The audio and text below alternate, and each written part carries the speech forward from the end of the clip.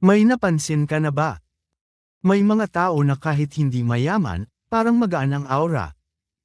Kapag kasama mo sila, gumagaan din ang pakiramdam mo. Pero mayroon ding mga tao na kahit nasa magandang trabaho, maganda ang bahay, o maraming followers sa social media, parang lagi pa ring may kulang. Lagi pa ring mabigat ang dala. Bakit kaya? Ito ang isa sa mga tanong na gustong sagutin ni Vex King sa kanyang aklat na Good Vibes, Good Life. Pero linawin natin ang isang bagay. Kapag sinabi nating good vibes, hindi ito nangangahulugan na lagi kang masaya. Hindi ibig sabihin ito na wala kang problema. Hindi rin ibig sabihin na kailangan mong ngumiti kahit gusto mo nang umiyak.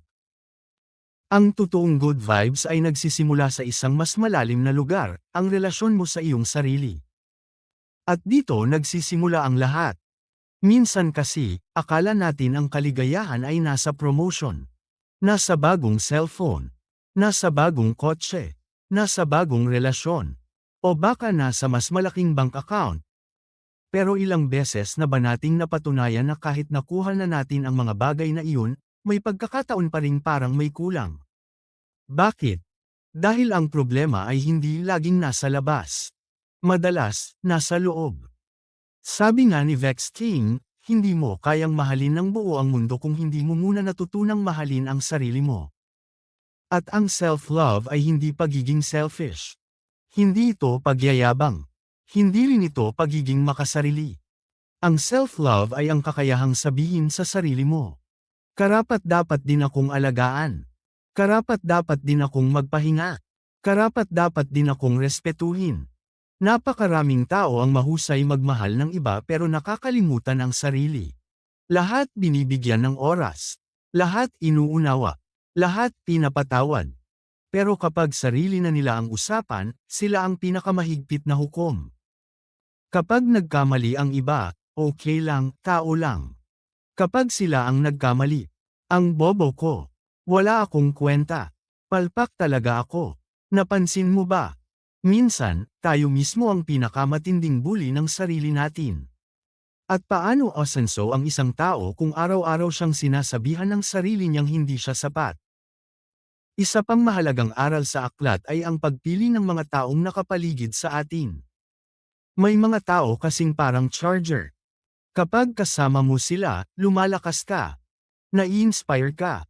Mas nagiging mabuting tao ka. Pero mayroon ding mga taong parang battery drainer. Pagkatapos mo silang makausap, ubos ang energy mo. Puro reklamo. Puro chismis. Puro negativity. Hindi sinasabing iwasan natin ang lahat ng taong may problema. Lahat tayo ay may pinagdadaanan. Pero may kaibahan ng taong humihingi ng tulong sa taong ayaw ng magbago. May mga taong gusto lang hilahin pababa ang lahat para hindi sila nag-iisa.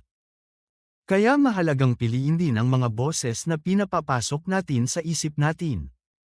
Hindi lang tao ang nagbibigay ng energy. Kasama rito ang pinapanood natin. Pinapakinggan. Binabasa. Kahit ang social media.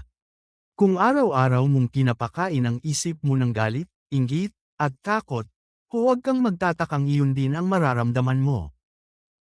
Kung gusto mong magkaroon ng magandang buhay, simulan mong pakainin ang isip mo ng mga bagay na nagbibigay ng pag-asa, karunungan, at inspirasyon. Isa pa sa mga mensahe ng libro ay ang kapangyarihan ng ating iniisip.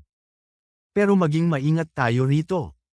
May bahagi ang aklat na tumatalakay sa Law of Attraction at Vibrations.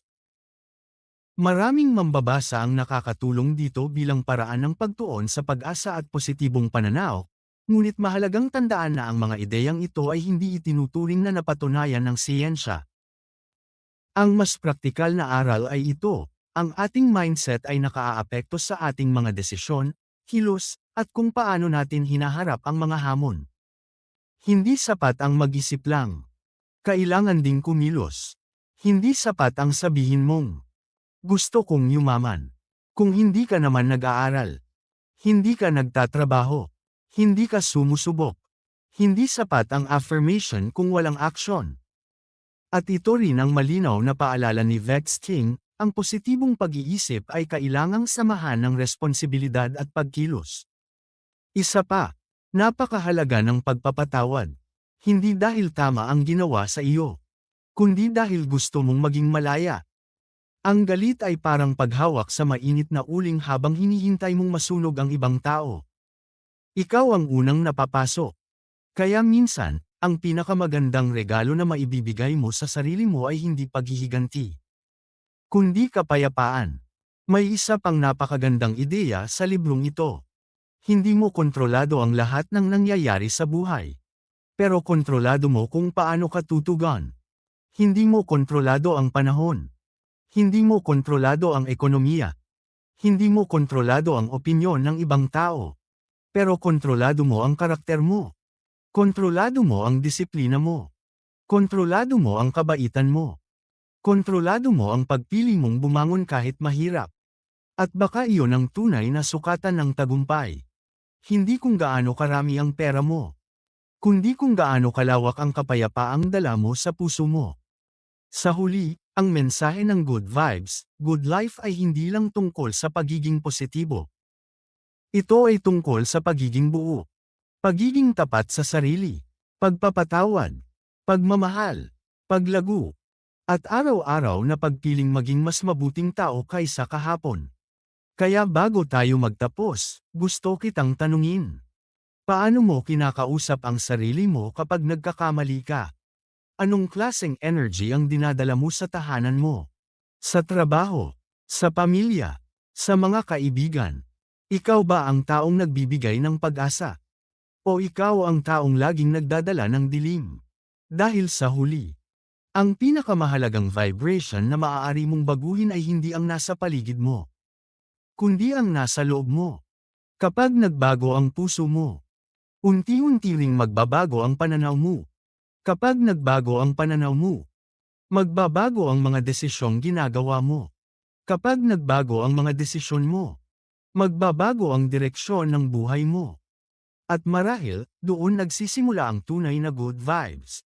Hindi sa perpektong mundo, kundi sa isang taong natutong mahalin ang sarili, kumilos ng may layunin, at mamuhay ng may kabutihan araw-araw.